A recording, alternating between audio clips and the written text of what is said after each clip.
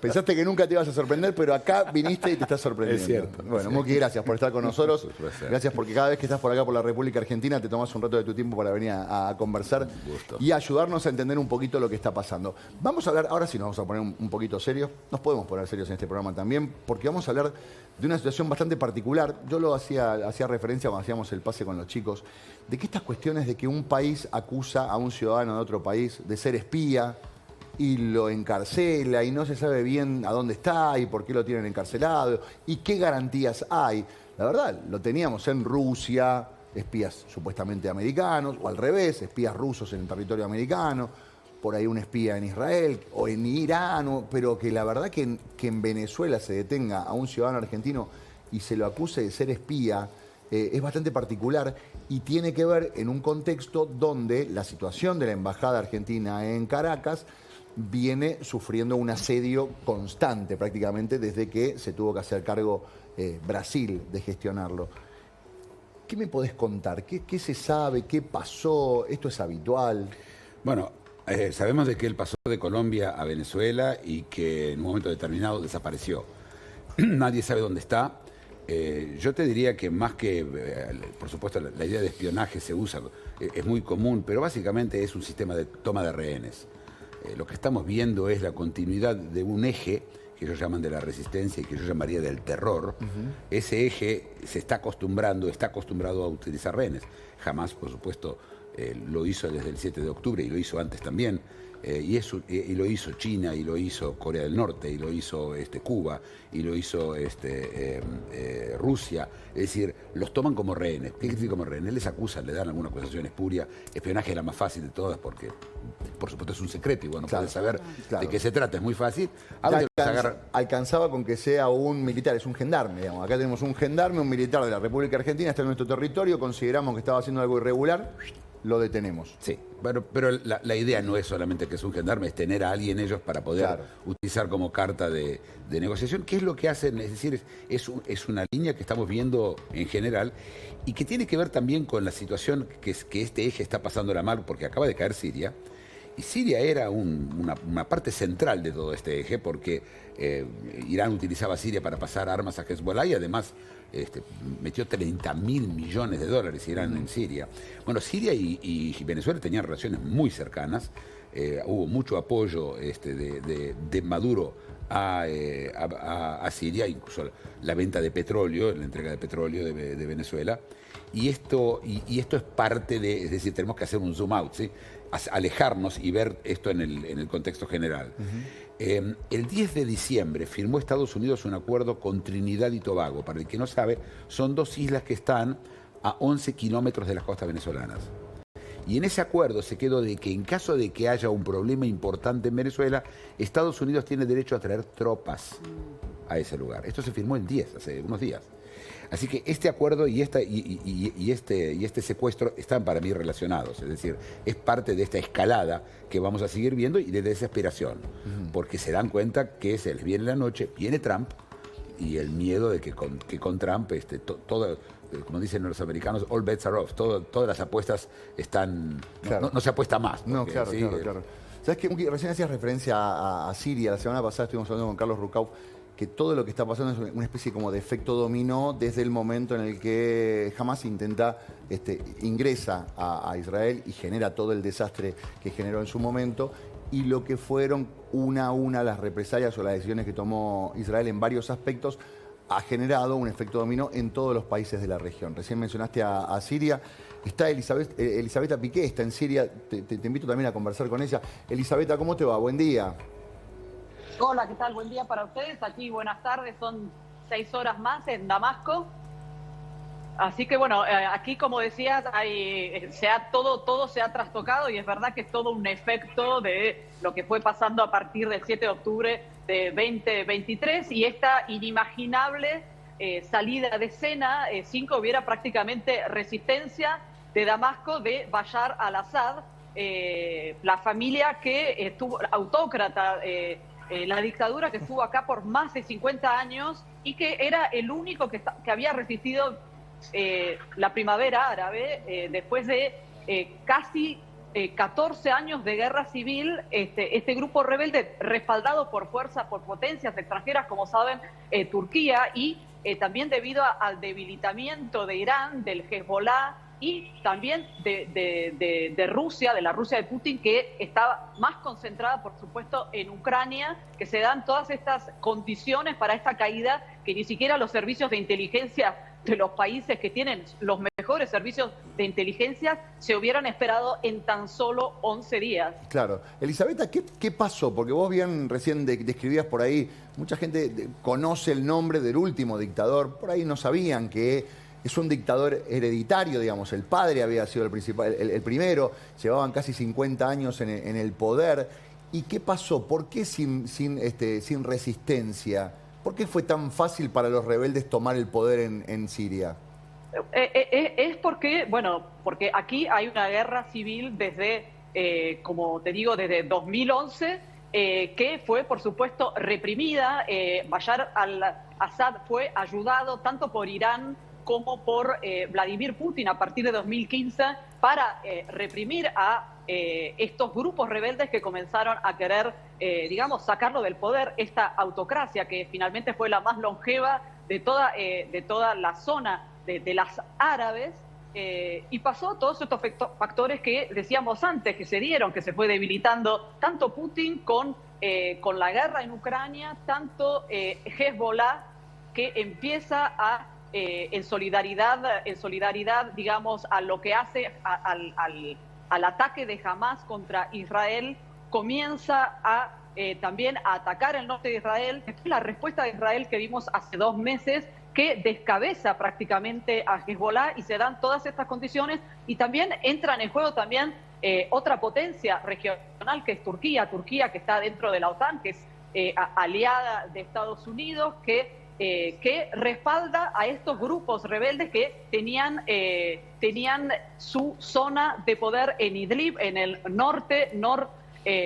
noroeste de Siria, y desde allí, con el respaldo de ellos, empiezan a tomar primero Alepo, luego Homs y luego Damasco, casi sin resistencia, porque te digo, el régimen de Assad debilitado con un ejército que hoy justamente hablaba con un ex oficial con salarios de $10. Es decir, aquí ha habido también, se han impuesto desde 2018 unas sanciones durísimas. El país está en ruinas absolutas, hay una pobreza enorme, y esto también se veía en un ejército totalmente demoralizado, que llegado el momento, y no se sabe exactamente qué pasó, se sabe que hubo una reunión en Doha con los grandes actores que evidentemente dijeron, bueno, que Bashar al-Assad se vaya Bashar al-Assad, no ha habido resistencia, el ejército sirio dejó las armas en Alepo, en Homs, casi no hubo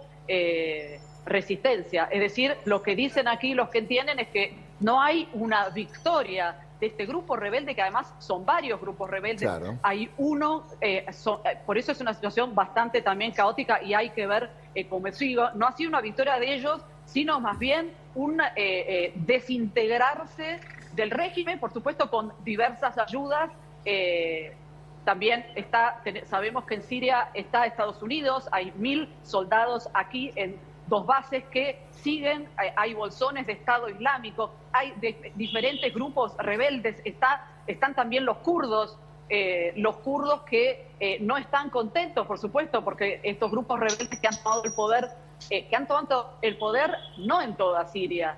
Es decir, estamos en una situación de una transición, de que habrá que ver qué pasa en los próximos meses. Ahora hay un primer ministro interino que durará solamente hasta el 1 de marzo, se habla de una nueva constitución, es decir, se tienen que poner de acuerdo a ver cómo sigue esto. Por supuesto, aquí en Damasco es impresionante, porque la gente, tanto hoy es como viernes y sábados, es como el fin de semana, la gente sale a la calle, todos con las banderas rebeldes, de los rebeldes, que es la nueva bandera de la Siria libre, que si ven, acaban de poner acá, en que es el edificio de la gobernación, hace muy pocos momentos. Así que hay una euforia en la gente, que además te dice, estamos choqueados, porque jamás nos imaginamos que en 11 días nos podíamos deshacer de una dictadura de más de 5 décadas que desapareció y además que sin pelear, es decir, así que la gente está choqueada, hay mucha euforia, están todos pintándose, los chicos, recién estaba en la famosa mezquita milenaria de los Omeyas, que es el corazón, donde ayer también, viernes, día sagrado de los musulmanes, hubo miles de personas celebrando en la oración del viernes, los chicos, las madres que llevan a los chicos y le pintan la nueva bandera. Hay realmente un clima de euforia por esto que creen que es una liberación, manifestaciones, la gente dice, por primera vez vemos periodistas extranjeros, la gente que te agradece haber llegado porque no dejaba el régimen de Assad que llegaran los periodistas extranjeros en los últimos 13 años, es decir, hay un clima de fiesta, de festejo, pero también acompañado con un clima de que empiezan a verse los horrores. Claro. Se ven en las calles las fotos de la gente que busca sus desaparecidos. Hubo una represión en todos estos años inmensa, se ha abierto justamente esta prisión llamada el Matadero Humano de Sedania, donde se han encontrado el horror, es decir, muchísimos cadáveres en los hospitales.